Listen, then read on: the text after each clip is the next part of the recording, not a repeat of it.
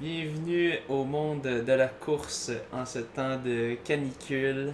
Vous pouvez probablement entendre le ventilateur dans le background, mais j'ai essayé de réduire le plus possible, mais sinon on meurt parce qu'on n'a pas d'air climatisé ici. Puis on avait une stratégie, une super stratégie qui était de tout fermer les fenêtres quand on se réveille pour emprisonner l'air frais. Mais qu'est-ce qui a pas fonctionné? Explique-moi ça. François, il est fâché contre moi. Dans le fond, c'est qu'on a oublié de regarder la température extérieure. Finalement, on a emprisonné l'air chaud en dedans, puis l'air froid est resté à l'extérieur. Plus la journée avançait. Ouais, je comprends pas trop comment ça s'est passé, mais je pense que la maison a jamais été froide. L'appartement a juste jamais été froid. Là, on a juste emprisonné la chaleur, puis juste laissé plus de chaleur se créer avec nous qui a chaud, puis qui sont sur nos ordi, puis nos affaires, puis qui font leurs affaires. Bref, à un moment donné, j'ai regardé la température dehors, j'ai vu. Non, c'est toi qui m'as dit, c'est toi qui as dit, ah, il fait 31 à l'intérieur. Puis là, j'ai regardé, mais dehors, il fait 28. Là, j'étais comme, what? Fait que là, bref, j'ai fait, pourquoi est-ce que toutes les fenêtres sont fermées? Puis là, on a ouvert toutes les fenêtres. Euh, la leçon, ça peut être une stratégie qui fonctionne, ça, quand vous n'avez pas d'air climatisé, le soir ouvrir les fenêtres pendant que l'air frais, laisser rentrer ça, puis ensuite le matin de fermer. Ça marchait bien à mon appart à la Chine, mais on a foiré ici. C'est aussi le fait qu'à la Chine, tu as des gros rideaux pour bloquer le soleil de Aussi, rentrer. ouais. Ici, ben, j'ai des plantes, puis je veux pas qu'ils meurent sans lumière, fait que j'ai pas fait ça. C'est sûr que ça l'a pas aidé. Là. Les maudites plantes! Bref, une autre raison pourquoi vous devriez jeter vos plantes à la poubelle. Alors, on va tout de suite avancer avec la plus grosse nouvelle, qui est la plus fraîche, qui vient tout juste de sortir. Mais plus grosse, c'est selon, mais c'est quand même une très grosse nouvelle. Le marathon de Boston, après, je pense, c'était 126 années d'existence, ou je sais pas trop combien, qui avait jamais été annulé par le passé. Là, pour une première fois, oui, non, c'était pas la première fois, il avait déjà été reporté par le passé. Cette année, c'était la deuxième ou troisième fois qu'il faisait ça. Et bien maintenant, aujourd'hui, ils l'ont annulé. Il était censé avoir lieu début septembre et les organisateurs ont dû réaliser que ça ne se passera pas. Euh, c'est aussi une nouvelle qui risque d'avoir des implications aussi de. Nous, on jase d'un retour aux compétitions en septembre. Euh, Est-ce que ça va vraiment avoir lieu en septembre? Moi, j'ai exprimé mes doutes là-dessus. En tout cas, c'est sûr que le marathon de Boston, c'est un événement de grande envergure avec des dizaines de milliers de coureurs. Donc c'est sûr, c'est peut-être qu'un plus petit événement pourra avoir lieu. Mais disons que c'est pas très réjouissant. Ça doit être dur pour les personnes qui comptaient le faire pour une première fois, le marathon de Boston, que c'est tellement contingenté, tellement dur de s'inscrire, puis que là, cette année, ça va aux poubelles. Je sais pas qu'est-ce qu'ils font avec les inscriptions, s'ils permettent de remettre dans l'année suivante. Je ne sais pas, parce que s'ils le remettent à l'année suivante, ben là, il n'y aura personne de nouveau qui pourra s'inscrire. Je sais pas si c'est ça qu'ils vont faire, mais dure nouvelle pour les marathoniens, parce qu'après ça, est-ce qu'il risque d'arriver la même chose pour New York? Assurément. À New York, je pense 40 000 coureurs d'habitude. Donc, ouais, ça regarde pas très bien pour les marathons. Euh, Puis les triathlons, ben, c'est sûr, c'est des plus petits événements, donc ça va être à voir. Mais ouais, pas très optimiste comme scénario, mais en même temps, au moins on est en train de s'ajuster à la réalité que dans les endroits quand même assez touchés. Je sais pas Boston c'est quoi dans les villes, mais je sais que New York c'était le chaos total. Fait que ouais, New York risque de suivre dans les prochains jours. Une des grosses nouvelles qui est arrivée, Strava était devenu très populaire avec tous les gens qui se mettaient à la course. C'est drôle, hier on avait un petit barbecue extérieur avec ma famille. Justement, ma mère venait de se mettre à la course. Fait que, tout le monde se met à la course vraiment. Ma mère elle avait jamais fait de course dans ses. Je pense qu'elle a bientôt 60 ans. Puis elle n'a jamais fait de course de toute sa vie. Puis là, elle s'y met. Donc un symbole que même les personnes qui normalement feraient pas en font maintenant, donc tout le monde s'y met. Et bien donc Strava, qui avait vraiment beaucoup de monde, ils ont changé leur plan. Donc avant, je sais même pas c'était quoi avant, il y avait comme 3 plans premium différents, des plans payants c'est leur source de revenus à Strava. Là, ils ont juste complètement changé ça. Et maintenant, c'est simplement un plan payant à 5$ par mois qui donne accès à plusieurs fonctionnalités bonus versus la version gratuite de Strava. Ils ont enlevé beaucoup de fonctions qui étaient auparavant gratuites. Notamment, on avait le top 10. Avant, tu pouvais voir en fait ton ranking par rapport à différentes personnes sur certains segments. Donc, on a jasé un peu dans des podcasts précédents des segments Strava qui sont des petits bouts que les gens créent, puis disent de tel endroit à tel endroit, c'est le segment du bord de l'eau, de la 80e avenue à la 75e. Là, les gens peuvent faire des petites compétitions entre eux, essayer de remporter, d'avoir le segment le plus rapide ou de voir s'ils peuvent améliorer leur classement. Maintenant, vous ne pourrez plus voir votre classement à moins d'avoir un compte payant, à moins que vous êtes dans le top 10 overall ou top 10 femmes. Donc, c'est les seules choses qui vont montrer gratuitement. Donc, pour la plupart des gens, je pense que ça va quand même avoir un impact. Ils pourront plus voir. Toi, je sais que tu n'es pas très utilisatrice de Strava, puis tu n'aimais pas trop ça. Mais qu'est-ce que tu penses un peu de cette mesure? Est-ce que toi, ça t'affecterait un peu si tu étais du genre à utiliser ça? Ou... Ben, c'était quelque chose que je comptais essayer. T'sais, j'avais pas encore Ouais. vraiment observé c'était quoi les segments Strava, mais c'est quelque chose qui m'intriguait. Puis là, c'est ça, je me demande, ils ont annulé maintenant la possibilité de voir nos résultats, mais est-ce que, par exemple, quelqu'un qui a le forfait gratuit peut faire un segment Strava? Ouais, tu peux toujours créer des segments Strava. Tu peux plus créer des routes, ça. Des routes, ça c'était quand même utile quand tu veux, mettons, tu veux montrer un parcours à quelqu'un ou tu veux juste te planifier un chemin. Je pense que tu ne peux plus faire des routes.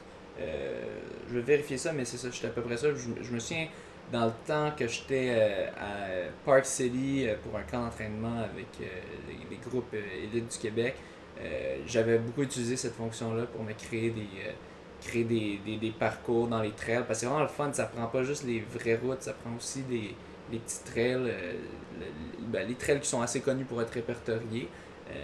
Mais tu peux prendre ça en compte, puis là, créer ta route, puis là, tu peux amener ton cellulaire, puis suivre la route. Tu peux voir où est-ce que tu es par rapport à la route, puis là, si tu diverges ou pas. Donc ça, c'est une fonction très le fun aussi qui est, si je ne m'abuse, qui est enlevée. Tu peux toujours faire des segments, tu peux toujours compétitionner dans les segments, tes temps sont automatiquement ajoutés sur les segments. Mais tu peux plus voir où est-ce que tu te situes, tu peux plus voir les overall leaderboards, tu peux juste voir le top 10, à moins de payer. Aussi, une autre chose qui est partie, le training log. Donc maintenant, ils ont remplacé ça dans la fonction gratuite. C'est un genre de training calendar qu'ils appellent calendrier d'entraînement. Donc je pense que c'est la façon qu'ils ont fait pour qu'on puisse toujours avoir accès à revoir nos anciens entraînements. Mais c'est juste maintenant, tu n'as plus, mettons, les totals de minutes, de kilomètres par semaine. Donc ça, il faut que tu calcules ça manuellement si tu veux le savoir. Tandis qu'avant, tu pouvais vraiment voir tous tes totaux, ton total de kilomètres, ton total de minutes facilement en un clic. Donc cette fonction-là aussi enlevée. C'est sûr que ça va décevoir beaucoup de gens, mais en même temps, Strava, je suis pas mal sûr qu'ils étaient déficitaires avant. Donc ils faisaient pas de profit. Ils étaient dans le négatif. Ils vivaient sur leurs investissements. Et ils voulaient pas aller à un mode avec des publicités. Donc ils sont vraiment axés sur le mode payant. Puis avant, le mode, leur façon, c'était d'avoir des différents plans et qui offrait différentes fonctions et c'était plus cher, je pense. Si je me trompe pas, je pense genre chaque option était autour de 5$ ou même plus. Si je me trompe pas. Maintenant, ils ont tout mis pour 5$. Donc, ils ont rendu le forfait, le forfait payant plus abordable. Mais ils ont aussi enlevé les fonctionnalités gratuites pour que ça devienne encore plus nécessaire, si on veut. Avant, j'aurais personnellement jamais considéré de switcher à un des forfaits payants parce que les fonctionnalités que ça apportait n'étaient pas tant intéressantes. C'était pas des trucs qui m'intéressaient d'avoir des espèces d'estimés d'analyse plus en profondeur de mes workouts. Tout ce que je voulais savoir, c'est ma pace, mon heart rate, tout ça. Donc maintenant, ils rendent vraiment le forfait payant plus worth it, plus accessible, mais leur bête, c'est qu'il y aura beaucoup de monde qui vont s'y mettre. Et donc, ils essaient d'avoir le plus possible de gens qui vont aller dessus.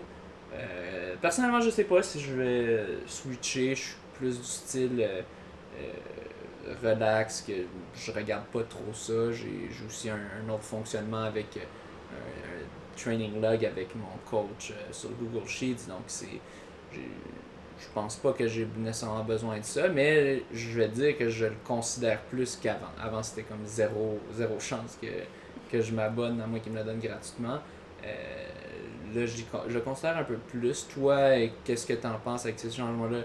Est-ce que tu penses que peut-être tu switcherais ou si tu étais un peu plus, t'aimais ce style-là de comparer avec d'autres, est-ce que tu y penserais plus?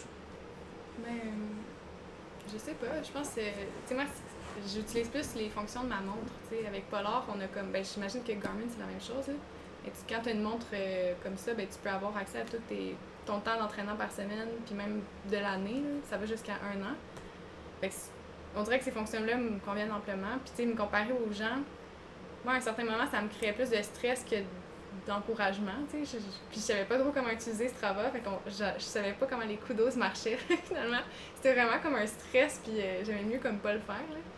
Fait que c'est ça. On dirait qu'à cause de ça, j'ai pas embarqué avec Strava, puis j'ai plus comme accroché avec le programme associé à ma montre. Fait que non, il y a comme peu de chances que je m'inscrive à Strava 5$ par mois. Je pense, tu sais, je trouve que c'est un peu dommage, tu sais, parce que, en tout cas, la plupart des gens que je connaissais, ils étaient sur Strava de façon gratuite. Puis là, maintenant, ça va être, tu sais, ils tentent vraiment à ce que tout le monde y aille dans la version payante. Puis je trouve qu'on a beaucoup de trucs payants ces derniers temps, tu sais, mettons, ben, ça dépend à quel point on s'abonne à plein d'affaires, mais tu sais, il y a Spotify, il y a Netflix, tu sais, il y a toujours comme, mettons, les frais Internet. On dirait qu'il y a plein de petits abonnements comme ça que c'est un 5$. C'est ça, c'est comme un petit 5-10$ par-ci, par-là, par mois. Fait que finalement, au final, tu sais, c'est ça, là, ça fait mal au portefeuille. Fait que non, je pense, pour ma part, vraiment pas, là, je vais pas adhérer à ça, mais je pense que c'est quand même intéressant, tu sais, si au moins les forfaits payants amènent un plus, tu sais, puis correct, tu sais, c'est ça. C'est juste dommage que, tu sais, certaines personnes vont adhérer au forfait payant pour quelque chose qui était gratuit avant, tu sais. Ouais, mais c'est comme j'ai expliqué, tu sais, c'est une question de comment l'entreprise veut faire son argent. Est-ce qu'ils veulent faire leur argent sur un petit groupe de personnes en leur chargeant plus cher ou un plus grand groupe, mais en essayant d'en avoir plus? C'est sûr que ce bête-là, s'il ne paye pas, puis que là, tu as plein de monde qui arrête d'utiliser Strava à cause de la perte de fonctionnalité, ben là, ils sont perdants là-dedans. Mais personnellement, je trouve qu'il y a encore en masse de fonctionnalités pour que je continue d'utiliser Strava gratuitement. Juste le fait d'avoir, quand tu synchronises ça avec ta montre, d'avoir tous tes entraînements qui vont être là. Tu peux toujours commenter sur des entraînements des gens. C'est toujours le fun des fois de regarder des entraînements des pros. Donc, juste pour ces fonctionnalités-là, moi je continuerai d'utiliser la version gratuite de Strava. Puis je peux voir comment quelqu'un, plusieurs personnes risquent de pencher vers la version payante parce que c'est sûr, ça additionne vite, mais en même temps, 5$ par mois, tu sais, c'est pas si pire. Il y a des affaires de Netflix, c'est 10 ou 12. Donc, j'ai l'impression qu'il y a quand même beaucoup de monde. Surtout si t'as pas de coach, je pense que là, il y a beaucoup quand même de fonctions Strava. Je sais pas à quel point ça va proche d'imiter un coach ou de donner des bons plans d'entraînement.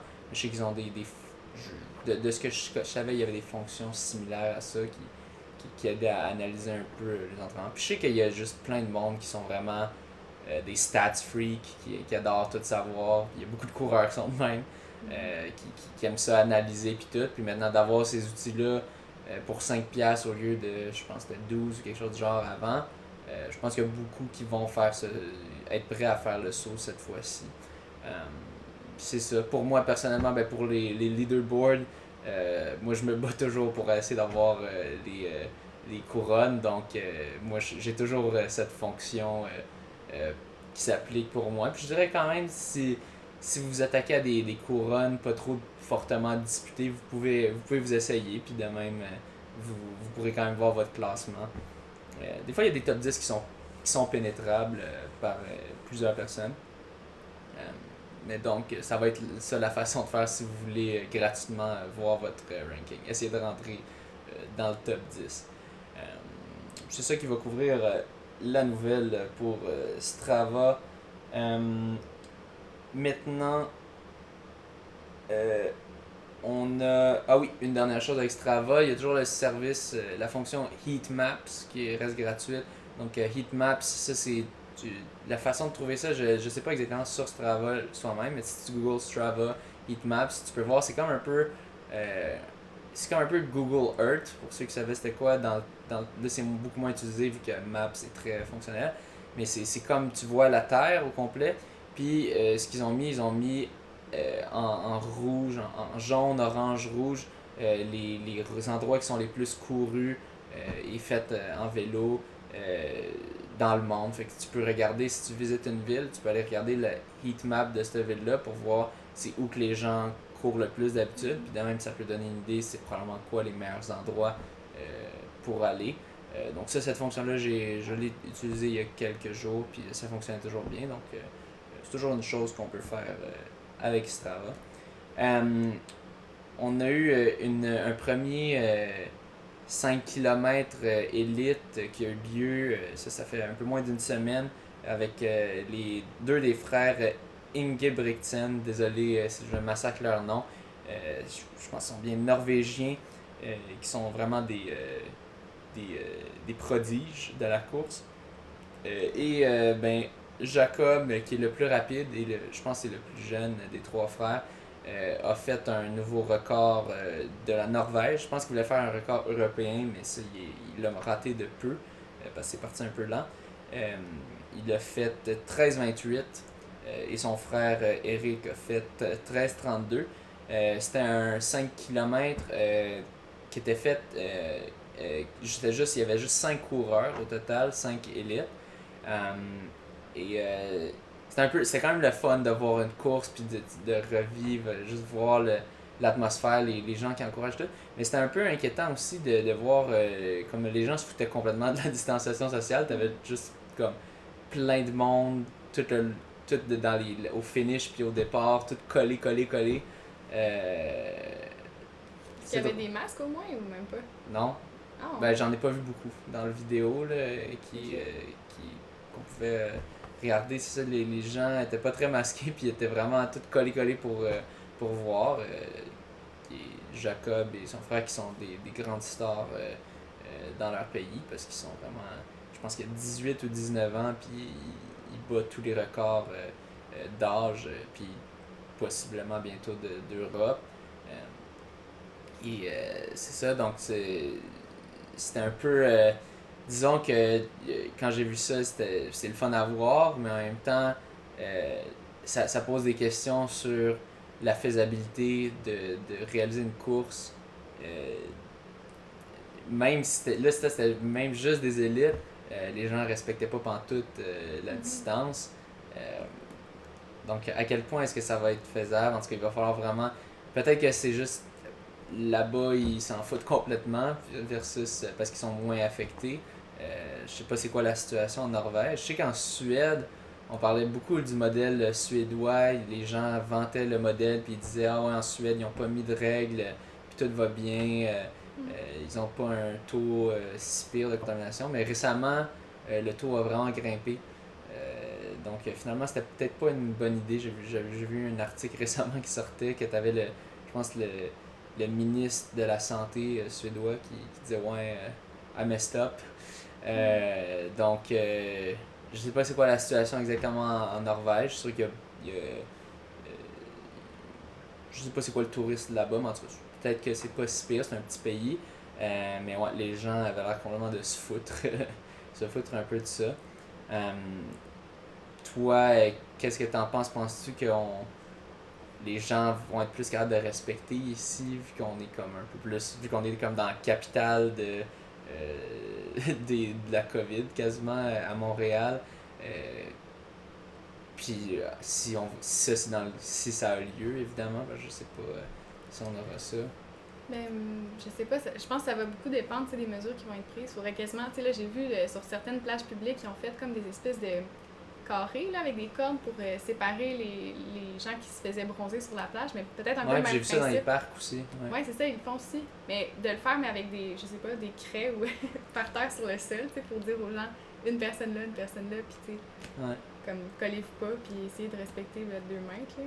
Peut-être que s'il y a ces mesures-là, puis qu'il y a, tu sais, des gens qui font de la sensibilisation dans les foules, tout ça, peut-être que ça peut peut-être être réaliste, mais j'ai pas l'impression que, tu sais, des gros événements pourront se réaliser, ni avec une grande, tu sais, beaucoup de spectateurs. Tu sais, j'ai l'impression qu'on va être beaucoup restreint, là. Ouais. Non, ça, c'est le contrôle de foule, c'est dur à faire quand même. Puis, c'est ça. Ben, peut-être qu'il n'y aura pas de foule ici, parce que peut-être qu'ici, la situation est différente d'en Norvège. Peut-être qu'en Norvège, c'est juste qu'ils sont pas tant affectés, puis que le monde s'en foutait complètement. Mais ouais, tout de même, quand même, outre les questions de distanciation et tout ça, c'est quand même toute une performance. Un beau petit 13-28. Une petite performance, une très bonne performance de Jacob Ingebrigtsen. Encore désolé pour la prononciation.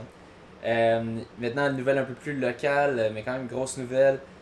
Doris Langlois qui devient le coach, l'entraîneur-chef de l'UQAM. Jim McDonald a quitté son poste pour focuser plus sur son travail. Il fait aussi beaucoup de travail, si je me souviens bien, c'était avec des entreprises, des sites web, quelque chose du genre. Donc, c'est ça, le poste était vacant. On avait Maxime Lopez qui était déjà entraîneur adjoint, un ancien coureur aussi de l'UQAM. Maintenant, Doris Langlois, la grosse nouvelle, le coach, le parrain des coachs du Québec, si on veut, du moins en distance vraiment, qui devient leur entraîneur-chef. Toute une acquisition de la part de l'UQAM. Je sais que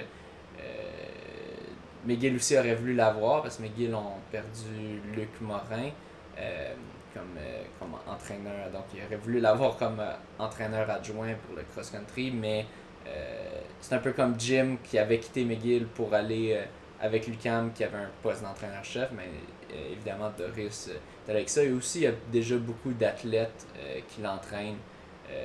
Donc, chez le groupe de Doris inclut déjà il y a Pierre Loup qui est avec le TS, Pierre Loup Biro qui est avec le TS, donc je pense pas qu'il peut courir pour l'UQAM, mais je sais qu'il y a beaucoup de coureurs quand même déjà coachés par Doris qui étaient avec l'UQAM, donc ça allait un peu de soi, c'était fait pour arriver.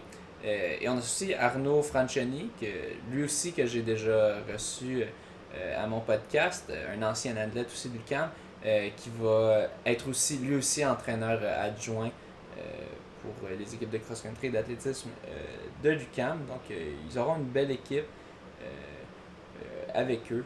Ça va être intéressant de voir ça pour la prochaine saison de cross si elle a lieu. Et d'athlétisme. Et l'UQAM qui va commencer vraiment, en tout cas avec ce staff-là, qui risque d'avoir un avantage sur le recrutement par rapport aux autres universités montréalaises. Définitivement. C'est bien sûr Montréal aussi est on the rise en ce moment avec leurs équipes de cross-country et d'athlétisme. Mais l'UQAM qui pourrait bientôt commencer à rivaliser si les acquisitions au niveau du coaching attirent des athlètes de haut niveau et permettent aussi aux athlètes de s'améliorer. Donc, ça va être intéressant à regarder. J'ai bien hâte de voir ça. Doris qui est super sympathique. C'est vraiment... c'est un gem, ce gars-là. Je me souviens... Je sais pas si je l'ai déjà raconté au podcast, mais quand on était à Park City avec le groupe d'élite du Québec, lui, c'était un des entraîneurs qui était invité pour encadrer l'équipe. Puis je me souviens, il me donnait des lifts partout parce que lui, il était un des conducteurs des chars de location. Fait qu'il me donnait des lifts pour aller faire notre épicerie. Puis il était toujours dites-moi là, si vous avez besoin de quoi. Fait que super sympathique. Puis quand j'ai reçu mon podcast, tellement fun. Puis c'est drôle, je viens d'écouter une petite conférence qu'il donnait avec Félix-Antoine Lapointe. C'était une conférence pour les entraîneurs québécois. C'était organisé par la Fédération québécoise d'athlétisme. Très intéressant, puis c'est fou comment il est direct au point avec ses mots. Comme il utilise pas beaucoup de mots, il dit juste exactement la réponse, mais il donne la réponse. Il dit la réponse, puis il est comme le contraire de moi qui va ramble on pendant 1 heure sur un sujet. Il va juste répondre à la question to the point, directement, t'as ta réponse, puis c'est quand même fascinant à regarder. Parce que souvent, je suis pas le seul, il y a bien du monde qui ramble on quand ils répondent à quoi. Moi, je suis comme pire que la majorité des gens. Mais c'est assez le fun à écouter. Peut-être que je vais pas en parler tout de suite parce qu'il y avait quand même beaucoup d'informations. Peut-être que je ferai une petite capsule là-dessus. Peut-être pas. Mais bref. Ensuite, on a Alvaro Cueto Munoz que j'ai reçu déjà à ce podcast et on avait mentionné qu'il allait faire Marathon. Donc il allait faire le parcours du marathon de Longueuil, si je ne m'abuse, pour ramasser de l'argent pour provisions communautaires. Et il a récolté 7 119 $. Donc il a fait ça le 18 mai. Donc quand même 7 000 $. Très super. Je pense que l'objectif était 8 000 parce que c'était ça l'argent qu'ils avaient réussi à faire l'année précédente avec l'organisation de la course qui a dû être annulée.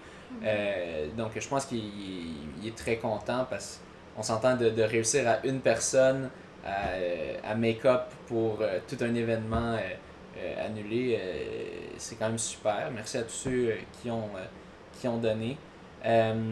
Aussi, on a Nicolas Dan qui a récolté 4 386 $. Puis dans le fond, lui, ce qu'il a fait, il a fait un 160 km dans Villeray.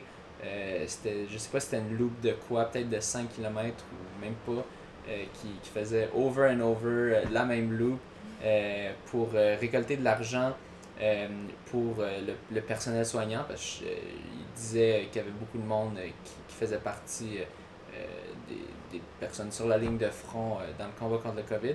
Et dans le fond, avec l'argent ramassé, ce qu'il disait, c'est qu'il allait acheter des cartes cadeaux dans des boutiques de courses et ensuite donner ces cartes-là à du personnel, des infirmiers, infirmières, etc. Pour leur donner un petit coup de pouce. Ça t'aide financièrement un peu parce que tu n'as pas besoin de dépenser l'argent pour acheter. Et en même temps, c'est super parce que ça encourage les petites boutiques qui ont quand même besoin d'argent vu qu'elles ont été fermées pendant un bout à cause de la pandémie. Donc c'était une super initiative. Ouais, et ça c'était le 25 avril qu'il a fait ça. Donc j'étais un peu en retard dans ma couverture, mais bon, mieux vaut tard que jamais. Et c'était un peu c'est ça, pour amener les personnes qui réussissent à faire ramasser de l'argent pour des bonnes causes pendant ce temps de pandémie.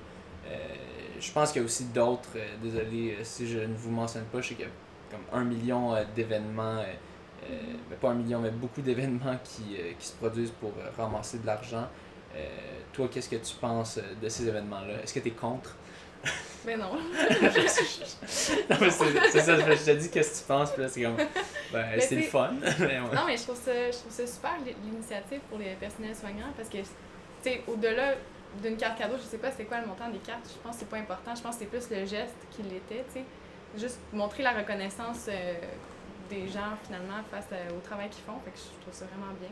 Fait que je pense que c'est quelque chose on n'en parle pas. Mettons, moi, je veux dire, je connais pas grand monde qui est personnel soignant dans la vie, fait que je communique pas ma reconnaissance, mais tu sais, je pense que c'est un beau geste qui montre un peu que chacun a contribué tu sais, il y a beaucoup d'argent qui a été collecté, fait que beaucoup de citoyens qui ont contribué à apporter cette reconnaissance-là au personnel soignant, fait que je trouve ça super.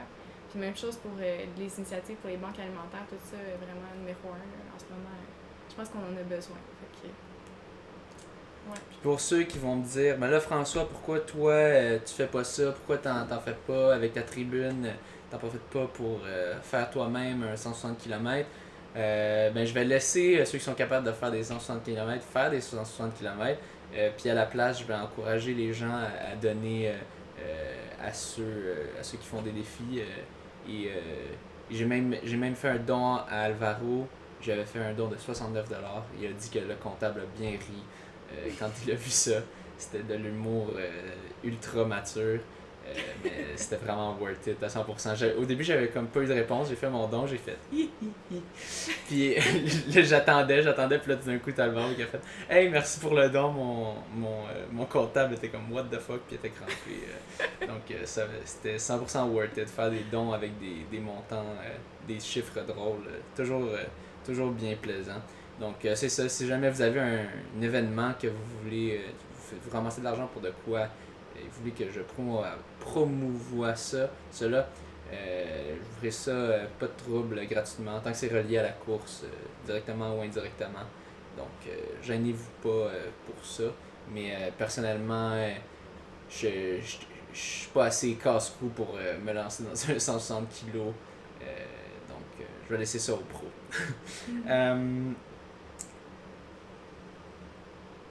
Parfait.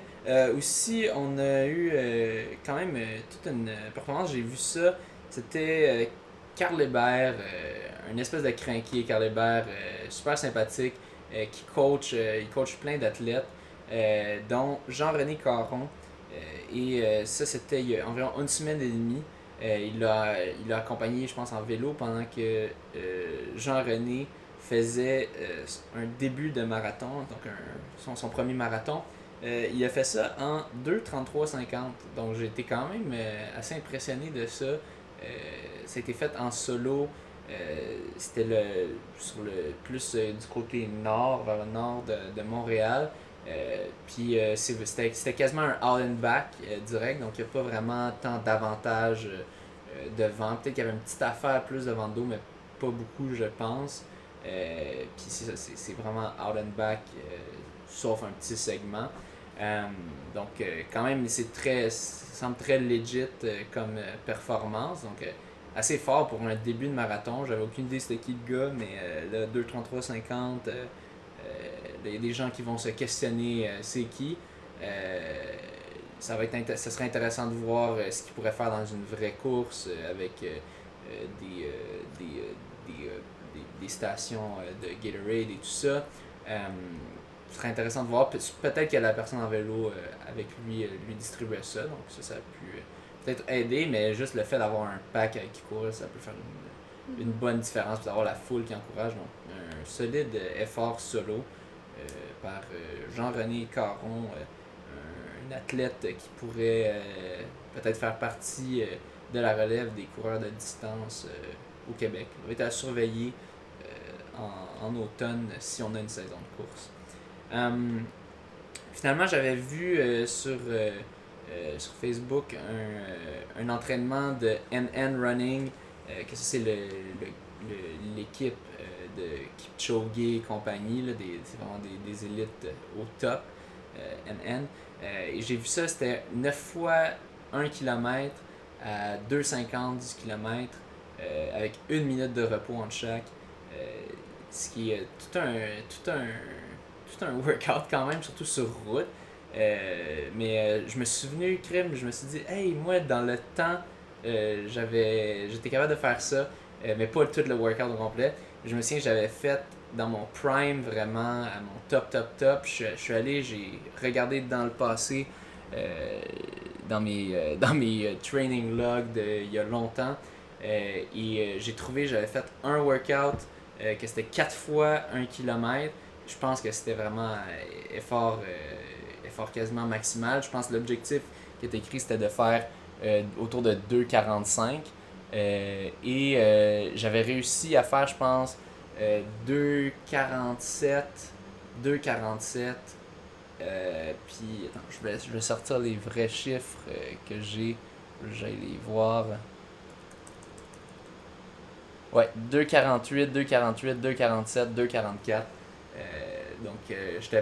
J'étais content d'avoir accès à ce training log. Ça, c'est un truc à noter. Essayez de toujours garder vos logs d'une manière que vos journaux d'entraînement, vos journaux d'entraînement d'une manière que vous pouvez vraiment les garder à long terme. Donc moi, je garde ça sur Google Drive parce que ça peut être le fun dans le futur de regarder les entraînements du passé. Puis j'étais bien fier de cet entraînement que j'avais fait. C'est sûr que c'est pas pantoute la même chose que les athlètes de NN vont faire parce que eux, c'est 1 minute de repos. Puis c'est sur route. Moi, c'était workout-là j'avais fait sur piste. Puis je pense que c'était repos complet. Mais j'étais bien content quand même d'avoir fait 4 répétitions sur 9 de cet entraînement d'élite mondiaux. Même si j'avais vraiment beaucoup plus de repos. Mais c'était le fun de retourner dans le passé un petit peu. Finalement, j'ai eu des commentaires par rapport à mon rant sur les kinésiologues. Je savais que ça allait finir par venir, que j'allais pas m'en tirer de même. On a Simon Boudreau qui dit: je ne veux pas partir de débat, mais une chance que ta co-animatrice était là pour te ramener sur le bon chemin, parce que tu ne sais clairement pas ce qu'est un kinésiologue. On apprend les bases scientifiques dans le bac, mais surtout comment adapter ces bases-là à chaque personne. Pour avoir été coach de course kinésiologue pendant plus de 5 ans, chaque plan d'entraînement est adapté à l'athlète. Ton coach aussi se fie sur la science pour faire ses planifications annuelles, les cycles d'entraînement et ses séances. Donc, je savais que j'allais avoir un kinésiologue qui viendrait me ramasser. C'est correct, c'est le karma. Tout d'abord, je veux un peu clarifier ma prise de position que j'avais prise. Puis merci de m'avoir ramené sur le droit chemin. Parce que c'est sûr, la façon que je le disais au début, je pense que je disais comme... ça avait l'air que je disais comme les kinésiologues, c'est pas de la merde, puis c'est n'importe quoi leur programme. Non, c'est pas du tout ça que je dis. Dans le fond, la nuance que je voulais aller apporter est que j'ai l'expérience dans le milieu de la course à pied est ultra valable. C'est ultra important selon moi pour être un bon coach en course à pied et d'avoir cette expérience-là. Donc quand je disais si j'avais un kinésiologue qui était pour me faire mon plan d'entraînement, que je disais jamais je suivrais ça, jamais j'écouterais ça. C'est si c'est un kinésiologue qui n'a pas eu d'expérience dans la course à pied, évidemment. Dans le cas de Simon qui lui dit qu'il a été coach de course pendant plus de 5 ans, là, évidemment que j'aurais plus confiance en son jugement, mais je voulais vraiment faire la distinction de l'importance d'avoir de l'expérience dans le milieu. Est-ce que c'est ça que tu avais compris quand je m'exprimais? Plus ou moins. Il y avait eu quand même un débat sur la place de la science aussi dans le sport. Oui. Puis moi, je trouve que la science a tout à fait sa place dans le sport. Je pense que c'était un peu ça qu'on mettait en question.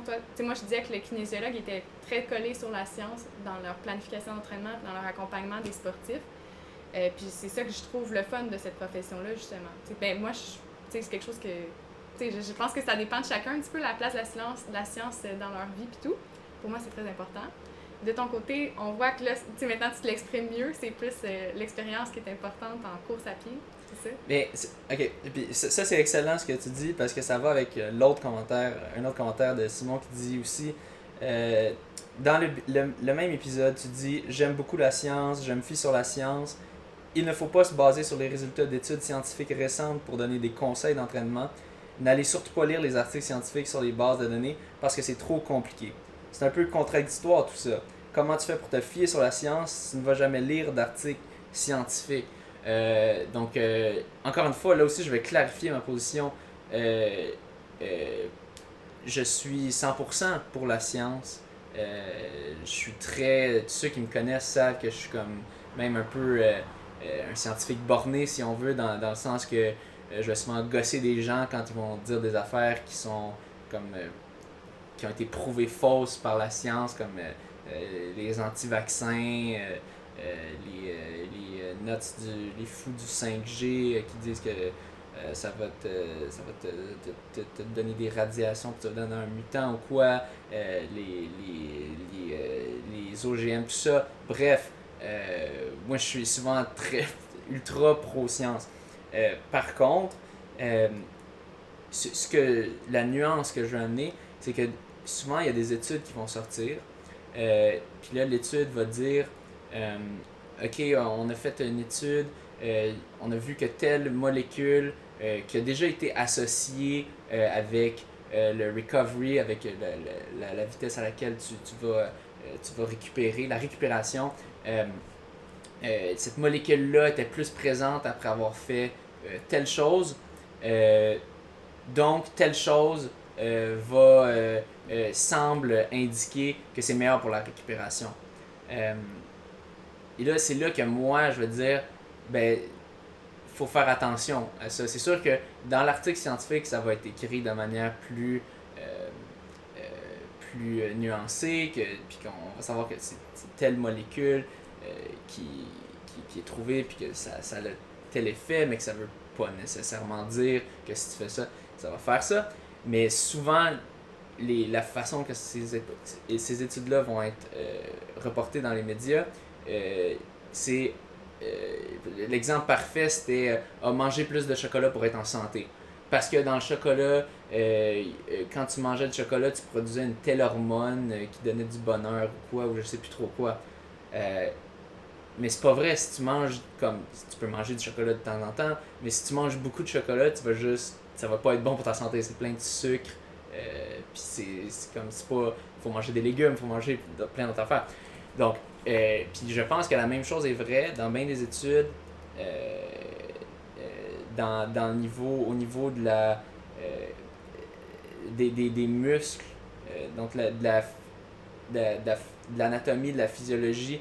On sait, l'anatomie c'est quand même très précis. On sait tel muscle, on a donné des noms à tel muscle, on sait que tel muscle tire sur tel muscle, mais le problème c'est quand on va dans faire des inférences sur ce qu'on peut déduire, comment récupérer d'une blessure un petit peu.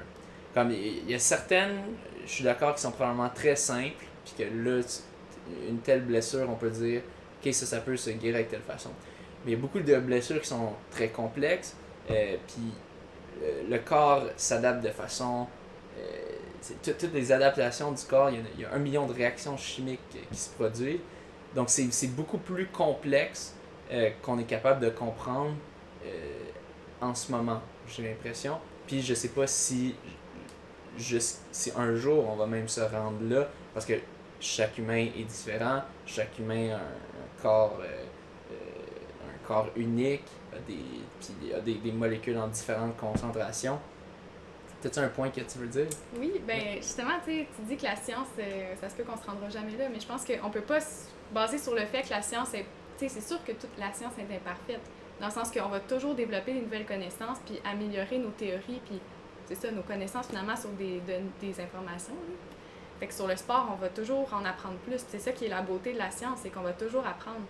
Fait que c'est sûr, tu sais, qu'il y a des choses qu'on dit maintenant qui vont être ajustées pour la suite. Fait qu'ils vont être davantage développés par les prochaines études, puis on va avoir des conclusions différentes. Oui. Mais ça veut pas dire qu'en ce moment, on peut pas se fier à la science, non. Tu sais, sinon, on n'avancerait pas en tant que société. Ce que je dis, c'est pas de pas se fier à la science. Il faut s'y fier quand même, mais ce que je dis, c'est qu'il faut pas changer complètement notre façon de nous entraîner parce qu'on a vu une nouvelle étude qui est sortie qui indique que tu as plus d'une telle molécule qui est générée quand tu fais ça. Ou que telle façon de courir est plus efficace. Parce qu'il y a tellement de facteurs qui sont en compte. Il y a certaines choses qu'on sait assez clairement, comme les étirements par exemple. On sait qu'il ne faut pas en faire avant de s'entraîner. Donc, pour ça, d'accord, oui, allons avec la science. Arrêtons de donner de dire à des athlètes de faire des étirements avant juste parce que c'est ça que le coach avant nous disait de faire. Ça, 100% là-dessus. Puis je pense aussi que les coachs devraient suivre la science, devraient regarder, rester au courant, savoir c'est quoi les derniers développements, tout ça. Ce que je dis par contre, c'est comme souvent il y a des affaires de ceux qui sont comme la VMA, il faut aller courir à telle vitesse sur toutes tes easy runs. Si tu cours plus lentement, là ça devient du junk mileage, ça devient du millage inutile, ça t'apporte rien. Parce que selon telle théorie, à telle VMA, t'as pas de gain versus. Ça, c'est des théories qui sont basées sur des trucs qui sont des connaissances qui sont très, en anglais je pense au mot flimsy, qui sont très chambranlantes, si on veut que cette connaissance-là qu'on a, c'est parce qu'il y a telle réaction qui se passe. C'est comme on rajoute plein de choses à la pyramide, des choses qui sont plus ou moins certaines, puis à la fin on arrive avec une théorie, mais qui n'est pas 100% certaine, puis là on va se fier aveuglément à cette théorie, plutôt que juste regarder qu'est-ce qui fonctionne, c'est quoi les choses certaines qu'on a, puis juste se baser sur avoir ces choses certaines-là, juste ça, puis de pas trop se compliquer la vie. Je pense que c'est là que les gens qui s'intéressent vraiment aux articles scientifiques ont leur rôle à jouer. Puis je veux expliquer un petit peu comment un article scientifique est publié. Là. La plupart des revues où est-ce qu'ils publient des articles scientifiques vont réviser l'article avant de le publier. Ils vont regarder est-ce que la méthode scientifique a été bien respectée, est-ce que les conclusions font du sens, puis souvent ils vont donner des commentaires aux rédacteurs de l'article, aux auteurs de l'article pour qu'ils apportent des modifications pour que finalement ce soit plus crédible puis valide leur étude. Fait que quand c'est publié, souvent on peut s'y fier, en général. Je dirais, je veux pas inventer des chiffres, on peut se fier à ce qui est publié, on peut dire oui, c'est vrai que telle molécule ou que tel entraînement a généré telle molécule. Puis les gens qui font partie de ce processus des pairs, c'est tous des gens du même milieu parce que c'est des gens qui connaissent telle chose. C'est pas nécessairement des amis ou quoi, là, je dis pas ça. Puis en fait, souvent d'habitude, quand ton travail est revu par un pair pour être publié, il sait pas t'es qui, il cache les noms pour s'assurer qu'il n'y a pas de biais. Mais ce qui arrive, c'est que tu veux progresser en tant que scientifique, tu veux avancer. Puis quand tu vas trouver que telle molécule est générée, ben t'as un résultat. Donc, si la façon que tu es arrivé à générer, à dire ben on a significativement plus de telle molécule, si ça a été fait de manière qui a de l'allure, que tu as des bons coefficients de corrélation, tout ça. P-value en français, c'est quoi? C'est la signification. Ouais, si tes données sont significatives, bref, ben ça va passer, ça va être publié. Par contre, est-ce que vu que moi ça me fait toujours penser aux études, il y a eu plein d'études sur les bains de glace, comme quoi ça faisait longtemps que c'était utilisé, les bains de glace, t'avais plein de monde qui faisait ça pour récupérer plus rapidement. Puis en se basant sur le fait qu'on se disait c'est probablement utile, puis là tu avais des études qui étaient faites, puis là ils trouvaient que cette molécule d'inflammation, après avoir pris un bain de glace, ben elle est moins présente. Donc tu as moins d'inflammation. Donc c'est super. Oui, mais là après ça, tu as plein de monde qui prennent des bains de glace, Mais là, est-ce que c'est bon de ne pas avoir d'inflammation? Là, après ça, tu as une autre étude qui est sortie. Ouais, mais ou une analyse un peu de ça. Est-ce que si tu veux ne pas avoir d'inflammation, parce qu'on sait aussi, maintenant, tu as d'autres études qui montrent que l'inflammation, ben, ça aide à la recovery, donc à la récupération.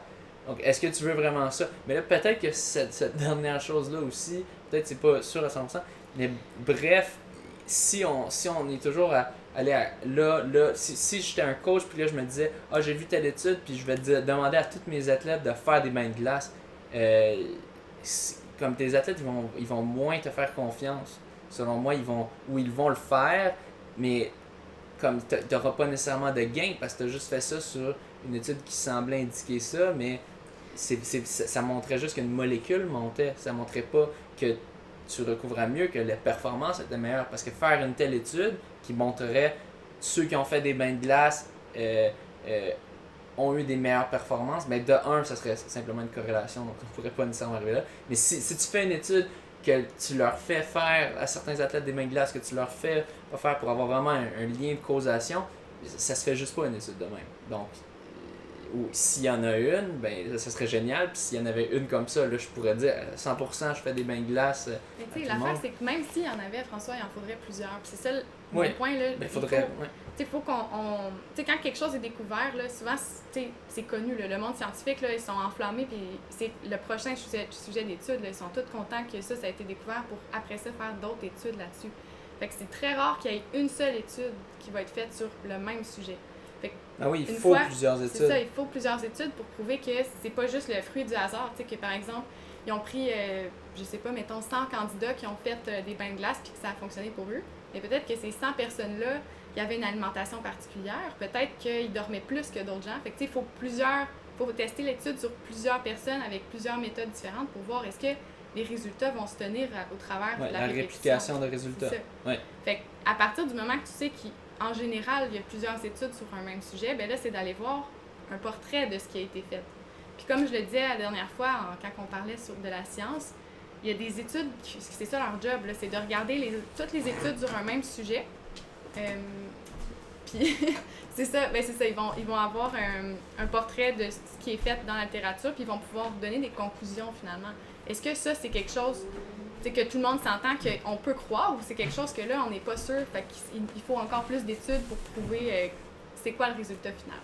Fait que, je pense que c'est la job des kinésiologues, c'est la job des entraîneurs. Ça peut être aussi, si c'est quelque chose qui vous intéresse, vous pouvez avoir accès à ce genre d'études-là en ligne. Fait que je vous encourage à y aller. Moyennement, parce que souvent, il faut avoir un compte avec une université ou quoi affilié, parce que c'est des journaux payants d'habitude.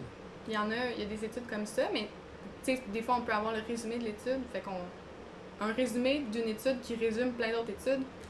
Souvent, en fait, ça dépend de la façon que l'étude a été rédigée, mais des fois, c'est accessible pour tout le monde.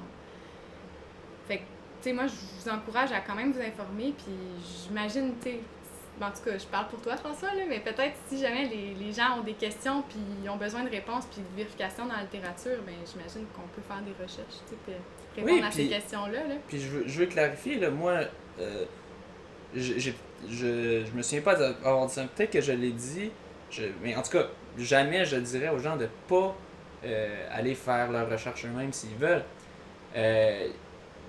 C'est sûr que ça peut être compliqué, dépendamment de l'étude est sur quoi.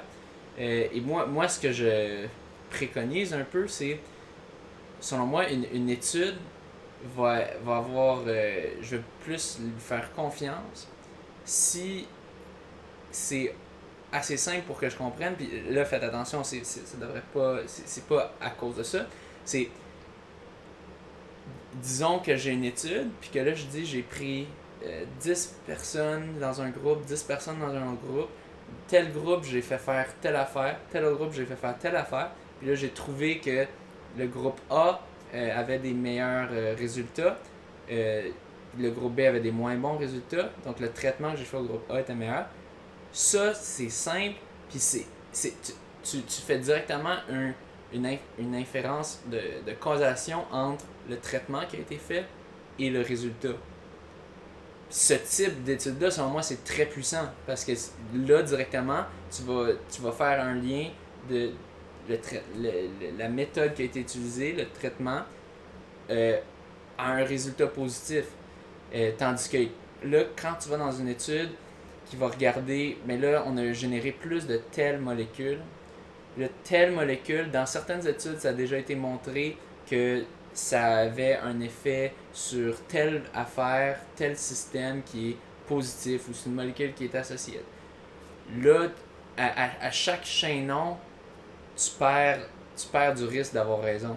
Parce que si tu as seulement un chaînon, que c'est juste tel traitement, tel résultat, là, de même, là je vais faire beaucoup plus confiance à ce traitement-là. C'est pour ça que les études sur les étirements, c'est très convaincant parce que c'est simple. On avait un groupe qui faisait des étirements, un groupe qui faisait pas d'étirements. Le groupe qui faisait pas d'étirements, ben, il sentirait mieux avant leur workout, ils sentiraient mieux dans leur workout. Puis il n'y avait pas de différence pour la prévention de blessures pour ceux qui s'étiraient après. Ça, c'est clair, puis ça, je fais confiance à ces études-là à 100% parce que c'est clair comme de l'eau de roche. On peut truster ça parce que... Encore une fois, il faut qu'il y ait une réplication de ces études-là. Oui, ça, mais c'est ultra répliqué, ça. Je parle de méta-analyse puis tout ça. Mais oui, il faut qu'il y ait réplication, bien sûr. Tu sais, le point, quand tu dis qu'on regarde au plan plus du petit versus l'expérimentation sur des humains, mais tu sais, c'est nécessaire pour après ça savoir, OK, mais c'est avec quoi notre expérience sur les humains, tu sais. Faut qu'on ait des théories pour après ça les pousser plus loin puis les appliquer. Oui, mais ce que je trouve souvent qui arrive, c'est que, oui, c'est tout à fait vrai, qu'il faut d'abord que tu comprennes le fonctionnement. Souvent, il faut que tu comprennes le fonctionnement avant de décider d'un traitement, parce que sinon, ben, on ferait juste de l'essai-erreur, on ferait n'importe quoi. Puis on saurait pas pourquoi ça a fonctionné, puis dans ce cas-là, est-ce qu'on peut répliquer notre intervention, tu sais? Oui, mais souvent, ça va pas se rendre à la dernière étape, je trouve. On se rend pas à l'étape... Je pense que t'es un peu pessimiste, François. Là. Ben, moi, je te dis, en tout cas, je vais rejeter un coup d'œil, mais aux dernières nouvelles que j'avais vues, tu sais, t'avais les études, c'est que c'est tellement difficile à réaliser des études que tu vas dire à tels athlètes, vous allez faire tel traitement, vous allez faire tel traitement, puis après ça, de déterminer c'est quoi le succès, c'est quoi un échec, parce que là, il faut que tu fasses faire le même test à tous les athlètes si tu veux déterminer c'est quoi le succès, mais c'est pas tous les athlètes qui vont accepter de faire ton time trial ou de faire ci ou ça, du moins des athlètes de très haut niveau. Fait que c'est pour ça que souvent les études, on va les faire plus sur des casual runners, que là tu peux quand même avoir une certaine inférence. Mais c'est ça, par exemple, tu as des études qui montrent ok, la musculation, ça a aidé à la performance pour la course. Ils faisaient des meilleurs résultats en course, ceux qui avaient des programmes de musculation. Ouais, mais c'est parce qu'ils ont pas pris des élites. T'sais. Ils ont pris des average runners vraiment là, de base. Puis est-ce qu'ils ont eu des meilleurs résultats parce que là ils faisaient de la musculation, fait que là ça faisait qu'ils avaient plus un rythme de vie, puis là ils étaient plus sérieux dans le reste. Est-ce que c'est pour ça qu'ils sont améliorés? Est-ce que d'augmenter tes muscles, ça a un plus gros effet pour eux versus un athlète élite qui est déjà pas mal, qui fait déjà, si on veut, de la musculation avec ses répétitions qui sont quand même très rapides. Donc, le problème, c'est que c'est très, très, très difficile de faire des études avec des athlètes de haut niveau. Puis là, c'est sûr, là, on s'en fout des athlètes de haut niveau. Je veux juste savoir, moi, pour ma course, qu'est-ce qui va être bon. Donc, même si on baisse ça quand même, c'est très dur de dire c'est quoi la performance, c'est quoi la récupération. On est encore en train un peu d'analyser ça. Là, on trouve des marqueurs dans le sang qui semblent indiquer ça, c'est la récupération. Mais est-ce que c'est vraiment ce marqueur-là qui veut dire c'est quoi la récupération? Ou est-ce que ça devrait plutôt être l'athlète se sent mieux? Est-ce que c'est... Puis encore une fois, on peut rentrer dans la perception versus objectif. C'est quoi qui devrait être le plus suivi? Mais Et c'est un sujet, tu sais, que moi, je suis pas du tout experte, tu sais, la récupération et tout, là. Tu sais, j'ai fait 2 sessions de kin, puis c'est très très loin dans ma tête, là, fait que je pourrais pas parler par rapport aux conclusions que tu amènes, mais tu sais, je pense que ça évolue très très très rapidement la science, puis il faut qu'on se tienne à jour, là. Moyennement rapidement. Quand même rapidement. C'est quand même long le processus. Pour vrai, moi, tu sais, je fais mon doctorat en ce moment, puis j'avais cherché sur un sujet le mois passé, puis je trouvais rien, puis ce mois-ci, ben, je trouve plein d'affaires, tu sais, fait que ça s'accélère quand même rapidement, tu sais, c'est pas juste un chercheur qui travaille sur le sujet, c'est des chercheurs des milliers de chercheurs à l'état, tu sais, international, là, qui travaillent là-dessus, là. C'est ça, je pense que c'est de se garder au courant, puis tu sais, d'essayer d'y aller avec la preuve, là. Si vous avez plusieurs preuves qui témoignent d'un fait, ben là, vous pouvez plus croire à ce fait-là, selon moi, là. Si vous voyez plusieurs études, ben oui, là, je vous encourage à croire à ça. Si c'est une étude, prendre avec plus un grain de sel.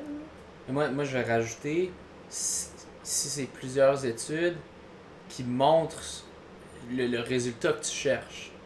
T'sais, si tu as plusieurs études qui montrent que la performance augmente ou que la récupération augmente, puis que la récupération n'est pas définie par par une molécule, mais vraiment définie par quelque chose qu'on sait qui est vrai, quelque chose qu'on sait qui représente vraiment la récupération, dans ce cas-là, oui, tu peux truster ça. Mais si c'est plusieurs études qui montrent que quelque chose qu'on pense qui est probablement ou possiblement relié à ça, ben je dis prioriser les choses que vous êtes sûr en premier.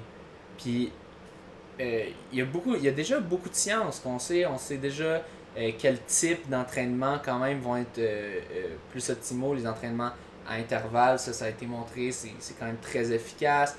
On sait que il faut faire, par exemple, la règle du 10% d'augmentation de volume. Faut faire très attention de ne pas augmenter trop rapidement parce que sinon tu augmentes tes risques de blessure. Ça, il y a plein d'études qui montrent ça, puis ça, on le sait 100%, c'est clair.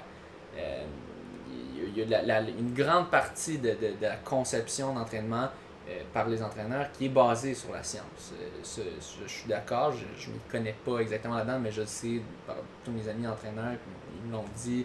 Il y a quand même bien des livres là-dessus, puis c'est basé sur la science, puis je suis d'accord avec ça. Mais là où je fais la nuance, là où pourquoi je disais je me fie plus à un coach qui a de l'expérience en course qu'un kinésiologue qui n'a pas d'expérience en course, c'est qu'il y a quand même beaucoup de décisions qu'on va prendre pour nos athlètes qui vont être basées sur l'expérience. On sait que ça fonctionne, on sait que logiquement, c'est sûr que des fois il y a des choses qui sont pas logiques dans le monde, mais souvent les choses sont logiques. Et on sait que logiquement, je sais que de donner ce workout-là, ça a de l'allure pour la personne.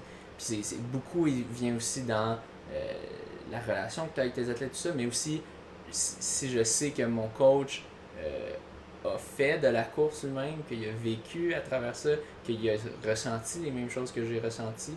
Je sais qu'il ne parle pas complètement en tant que théoricien abstrait. Je sais que puis on gagne, on acquiert beaucoup de connaissances en vivant des choses. Puis là, je veux pas passer du tout pour un hippie holistique, pas du tout. Moi, je suis quand même très basé sur la science, mais je dis juste que souvent on va se dire qu'une telle molécule est associée à un tel résultat, mais que je veux voir pourquoi est-ce que telle molécule est associée à tel résultat. Est-ce que c'est vraiment un lien si fort, puis est-ce que parce qu'on retrouve la molécule dans ce cas-ci, parce qu'on a fait telle autre chose, ça veut dire que cette molécule-là, dans ce cas-ci, indique de la récupération, telle autre chose. Moi, je reste sceptique là-dessus. Je me dis, le plus important à la base, c'est que le coureur ait la base. Juste qu'il soit capable de faire des entraînements, qu'il soit capable de ne pas se blesser. Là, tu as déjà comme 90% de ton progrès qui vient de là. Fait qu'après ça, tout le reste, c'est bon de suivre les nouvelles, mais il faut tout prendre avec un grain de sel. C'est un peu ça que je veux amener. Ouais, je sais pas. Je pense que, tu l'as dit toi-même, il y a plusieurs points qui sont reconnus là, comme étant vrais. Je pense que ces points reconnus-là comme étant vrais, ils n'ont pas apparu comme rien. Là, il y a eu des études qui ont mené à ces conclusions-là, finalement. Puis c'est arrivé à une date précise là, que finalement on était sûr à 100%. Ben, 100%. Jamais sûr à 100%, mais sûr, vraiment quand même pas mal sûr. Là, que si ça, c'est un marqueur de ça. Ouais, que ça, c'est un élément qui amène vraiment des résultats pour la course à pied, mettons. Ben, ce genre d'éléments-là, importants qui sont découverts, ben, il va y en avoir d'autres. Il y en a peut-être en ce moment qui sont faits. Fait que c'est pour ça que c'est important de rester au courant.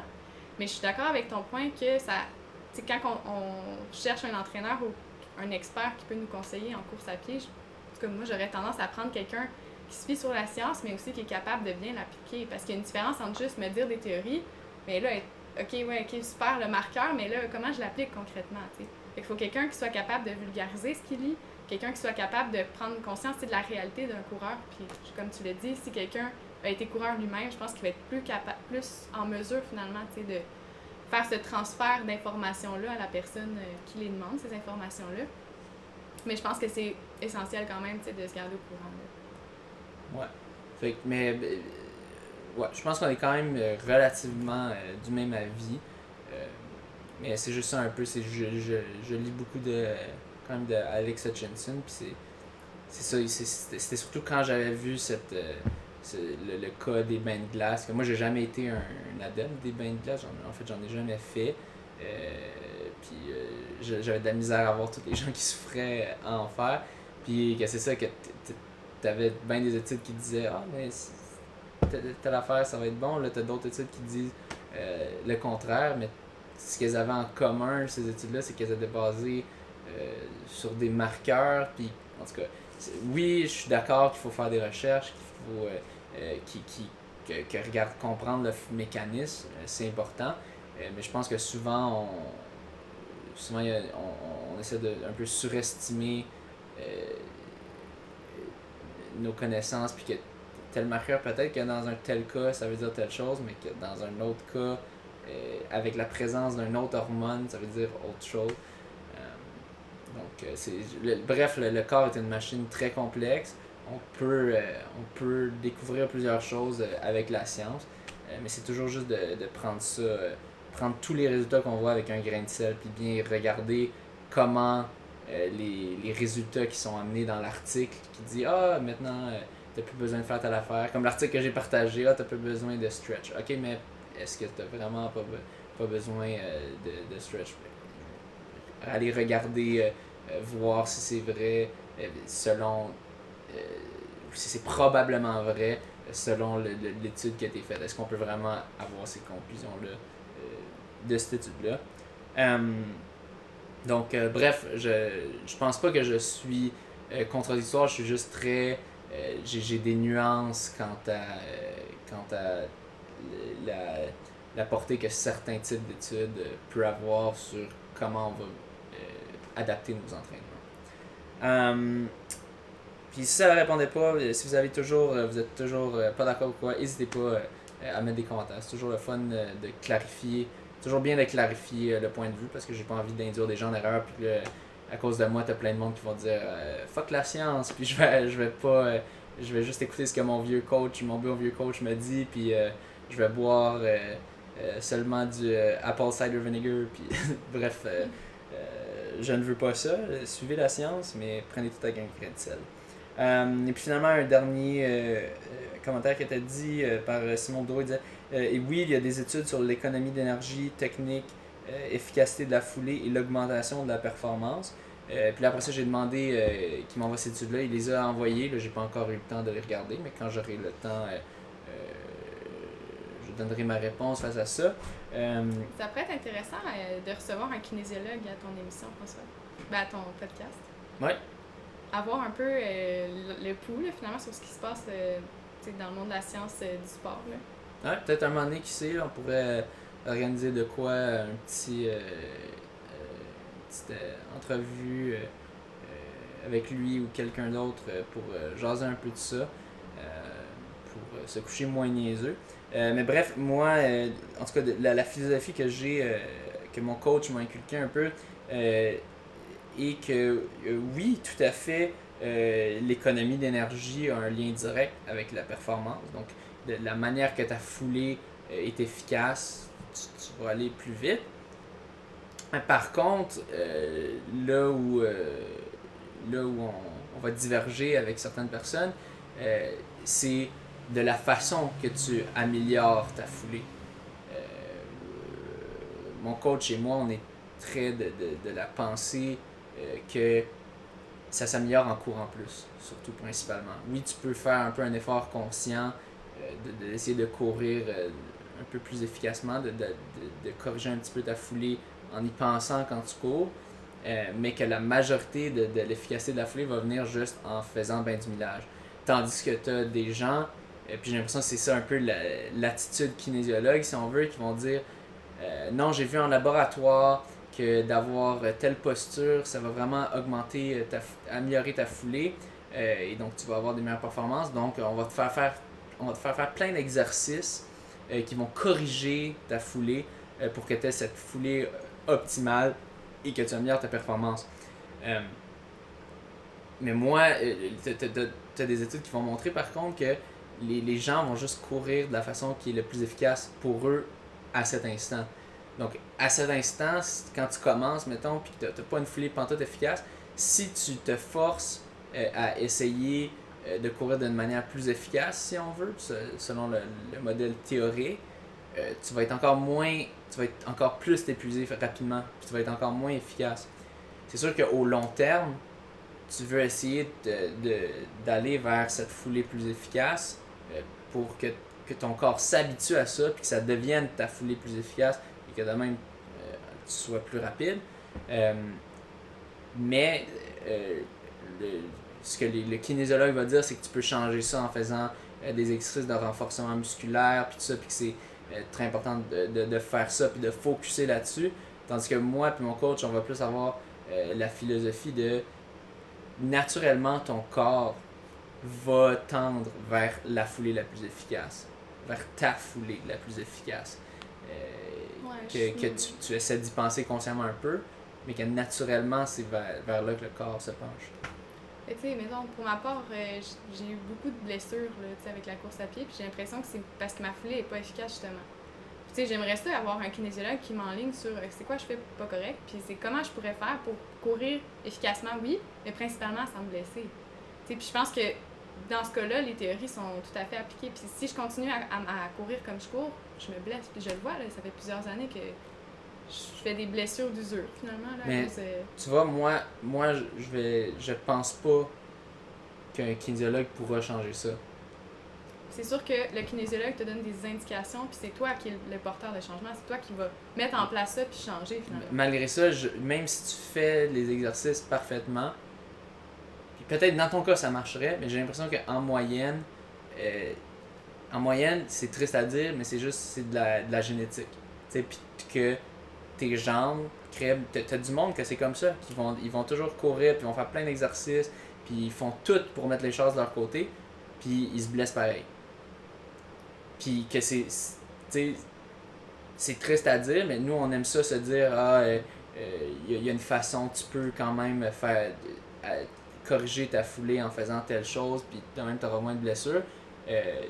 Mais je pense pas que ça s'applique tant dans la réalité. Du moins, j'aimerais voir des études qui montrent ça, mais je pense que le seul indicateur numéro 1 qu'on sait vraiment, c'est d'y aller progressivement. Si on se blesse, c'est de réduire le volume jusqu'à temps qu'on se blesse plus. Puis après ça, de recommencer tranquillement, d'alterner un peu. Mais c'est pas des trucs qui sont reliés à la technique, puis à améliorer la technique. Ça, c'est simplement des trucs de course, de courir. Mais on sait, par exemple, que courir vraiment tout le temps sur la pointe du pied, ça met beaucoup de pression sur ton arche plantaire, puis ça peut créer des douleurs. Oui. On le sait qu'il y a des points dans ce style-là qui sont pas nécessairement adoptés là, de façon régulière. Quand tu sprintes, oui, tu cours sur la pointe des pieds, mais quand tu fais un jog relax, tu vas pas faire ça, non. T'es pas supposé faire ça. Ouais. Il y a des principes comme ça qu'on sait. Oui, puis ça, c'est Il un faut- principe de base, puis ça, je suis d'accord avec C'est ça. ça, mais il faut les savoir. Puis je pense que justement, la science peut aider là-dedans. Puis des experts du mouvement, comme des kinésiologues, peuvent tout à fait enligner plusieurs personnes sur leur foulée, puis pour ajuster, pour avoir quelque chose qui a du bon sens aussi. T'sais. Ouais, mais je pense aussi que le coach va être capable de dire ça. Je connais pas. C'est sûr, dans le temps, tu avais des coachs qui disaient qu'il faut atterrir sur le talon. Là, maintenant, t'as de moins en moins ça. Mais est-ce que ça a complètement changé à cause de la science? Un peu, mais je pense aussi parce que on a regardé les Africains, puis crime, eux autres, ils courent pied plat, puis c'est eux qui battent tous les records. Je pense qu'il y a un peu de ça aussi, mais la science est aussi allée dans cette direction que, ben non, tu veux pas atterrir sur le talon parce que là, tu envoies tout le choc dans ton genou. Puis ça, je suis d'accord, c'est important, cette chose-là. Mais je pense que aussi un coach qui suit un peu la science va pouvoir te dire ça. Mais je pense pas que il y aura un remède miracle. Une fois que tu essaies consciemment de bien faire ta foulée, je pense pas qu'il y a de remède miracle de faire tel exercice, puis tel exercice, puis tel exercice, puis que ça va corriger ta foulée. Moi, je suis très sceptique là-dessus. Ben, tu sais, moi, je crois à la réhabilitation. Tu sais, je veux dire, quand quelqu'un, là, c'est intense, là, mais donc, quand quelqu'un a un accident ou whatever, qui a de la misère à marcher, Oui. ben après ça, tu vas travailler la marche pour avoir une marche adéquate. Qu'est-ce qu'ils font quand ils font ça? Ben, en tout cas, je regarde, je suis pas ça, mais regarde, quand tu regardes dans les films, qu'est-ce qu'ils font? Ils sont sur une rampe, puis ils mettent les deux mains, puis ils marchent. Oui, mais il y a quelqu'un qui est en ligne, François. Oui, il est en ligne, puis mais il marche, tu sais. Ben c'est sûr, tu peux pas apprendre la course sans la pratiquer, là. Ben c'est ça. Mais il faut quand même que tu aies des indications pour te dire comment le faire. Là. Moi, je pense pas. Tu peux pas. peut-être être privilégié, puis ça se peut, tu sais, que d'emblée, tu l'aies, là, courir. Moi, je pense pas que j'ai cette génétique-là, ni ces aptitudes-là. Mais... Là. J'ai un problème parce que je me blesse. Oui. Je pense que c'est pas... Tu sais, il y en a que peut-être qui se blesseront pas, qui n'auront pas ces difficultés-là, mais que leur amélioration sera pas fulgurante comme une autre personne parce qu'ils n'ont pas nécessairement la même foulée. Puis je pense que c'est vrai qu'il y a un aspect biologique là-dedans, la façon que tes os sont placés, la longueur de tes muscles, tes tendons, tout ça, c'est sûr que ça joue. Mais je pense qu'il y a quand même des généralités, un petit peu comme le fait de ne pas courir sur la pointe du pied ou sur le talon, qu'on peut essayer d'appliquer. Puis c'est encore... C'est la job d'un expert, justement, de s'assurer que la généralité qu'il veut appliquer, elle peut vraiment être appliquée à la personne qui est devant lui. Puis ça, je pense que ça a été bien dit par les commentaires du kinésiologue. C'est ça, ils sont formés pour le faire. Fait que je pense qu'on peut se fier à ça. On peut. Puis c'est ça, je parle pour les kinésiologues, mais je suis pas une kinésiologue du tout moi-même. Fait que je pense que ce serait intéressant d'avoir quelqu'un qui pourrait plus exprimer un petit peu c'est quoi la job d'un kin, puis c'est quoi un petit peu, c'est ça, là, leur approche, leur façon de travailler avec des clients, puis c'est quoi leur rapport dans la course à pied aussi. Là. Ouais. Mais bref, moi, juste pour que ce soit clair à 100%, oui, je crois qu'il y a plein de principes de base qui ont été trouvés à travers la science et que sont très utiles. Mais je crois juste pas que... Je pense que c'est très limité ce que tu vas pouvoir améliorer en faisant certains exercices musculaires. Tu peux avoir certains exercices musculaires qui vont peut-être t'aider un petit peu pour guérir d'une blessure, mettons. Mais je pense que pour améliorer la technique de course, là on parle pas de prévention de blessure, on parle juste de peaufinement pour vraiment avoir une technique plus efficace, un meilleur running, économie de course et donc faire des meilleures performances. Je pense que ça vient aucunement en faisant des exercices spécifiques qui sont censés améliorer la technique selon ce qui est vu en cours par les kinésiologues. Mais je pense que ça vient à 99% de simplement faire l'entraînement parce que le corps est une machine qui fait des millions de calculs. Le corps est vraiment impressionnant. C'est fou. Juste la course, là, le nombre de calculs qui est fait inconsciemment pour mettre un pas devant l'autre puis pour ne pas s'effoirer à terre. C'est pour ça que comme quand on disait l'exemple de quelqu'un qui a un accident puis qui doit être réhabilité pour apprendre à marcher, pourquoi c'est tellement un gros challenge quand quand la liaison ne se fait plus, puis que là, il faut tout réapprendre. Fait que le corps est une machine incroyable, qu'on passe de pas marcher à marcher, c'est incroyable. Fait que je pense que c'est encore incroyable ce que le corps est capable de faire une fois que tu es juste capable de courir, mais pas super bien. Je pense qu'il est capable lui-même de vraiment s'optimiser. Puis que comment tu t'optimises à quelque chose, c'est en le faisant. Je suis d'accord avec toi. Tu sais, je pense que c'est beaucoup la répétition qui va faire qu'on va acquérir quelque chose qu'on apprend. Ça, je crois à 100%, mais justement, tu sais, mettons qu'on prend l'exemple de la réhabilitation. Puis, tu sais, là, c'est vraiment une exagération comme exemple, mais on prend cette personne-là, puis on lui dit, hey, débrouille-toi, essaye de marcher. Le temps que ça va y prendre, comparativement à si un physio ou une personne qui est habilitée pour l'aider, ben, il va mettre de l'énergie, puis il va lui montrer comment faire. Ça va être immense comme temps de différence entre les deux. Puis peut-être aussi, le patron de marche va être différent, tu sais, si la personne apprend tout seul ou si elle apprend avec des experts là-dedans, justement. Peut-être qu'elle va développer plus de blessures si elle apprend elle-même. Tu sais, on sait pas, François, ça dépend de plein de facteurs, justement, tu le dis toi-même, il y a beaucoup de facteurs en jeu là-dedans. J'ai l'impression que dans ces circonstances-là, tu sais, dans certains cas, ça vaut la peine de s'informer puis de demander un avis externe. Moi, je pense que oui, il y a l'importance de guider pour s'assurer que la personne, guider pour que tu restes dans le chemin, un des chemins qui te mène pas au précipice, d'accord? Tu veux pas, si tu vois que la personne a fait quelque chose qui a aucun bon sens, tu lui dis, ça n'a pas de bon sens. Mais je pense quand même que une fois que tu marches dans le bon chemin, une fois que ta personne de réhabilitation te dit ben il faut que tu fasses telle affaire, que tu te rendes de là à là sur la rampe en marchant, tu sais, c'est pas la personne de réhabilitation qui va dire à la personne là active ton muscle ilio-fessier, je sais pas. C'est le corps qui le fait lui-même, qui va lui-même. Puis je pense que leur job, je veux pas dévaloriser leur job, c'est super important d'être capable de rendre les gens, de faire croire les gens qui sont capables, puis de leur. C'est une grosse job de savoir tout d'abord c'est quoi les bons sentiers, c'est quel sentier qui mène vers un ravin, mais aussi d'être capable vraiment de motiver les gens quand ils sont pas motivés, quand ils ont tous perdu leur motivation. Je pense qu'il y a beaucoup, je connais pas la profession directement, mais je pense qu'il y a beaucoup de leur job que ça va être ça. Après ça, c'est le corps c'est le corps qui apprend puis qui va répondre au challenge. Leur job, c'est de donner un bon challenge surtout. Donc, donner des objectifs atteignables puis aussi des objectifs qui vont servir. Moi, je pense que je crois beaucoup. Là, est-ce que ça va vraiment être utile? Quand c'est toi qui le fais, je suis d'accord que le corps, essaie toujours de s'adapter. Là. Fait que si tu fais faire de la course intensive, bien, probablement qu'il va s'adapter, mais est-ce qu'il va s'adapter de la façon la plus optimale? Peut-être pas. Moi, je pense que oui. Moi, je doute là-dessus. Moi, je pense que si tu restes dans les chemins, dans les chemins qui ne mènent pas à un précipice, je pense que oui. Je pense que le corps, c'est une machine incroyable qui a évolué, qui est le résultat de millions d'années d'évolution.